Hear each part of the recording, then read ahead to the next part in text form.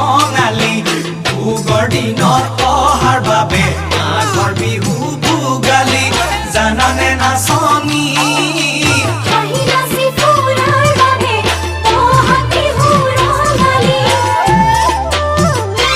কপৌ ফুল ফুলিছে ডালে ভৰি ফুলিলে নাহৰ তগৰ মালতী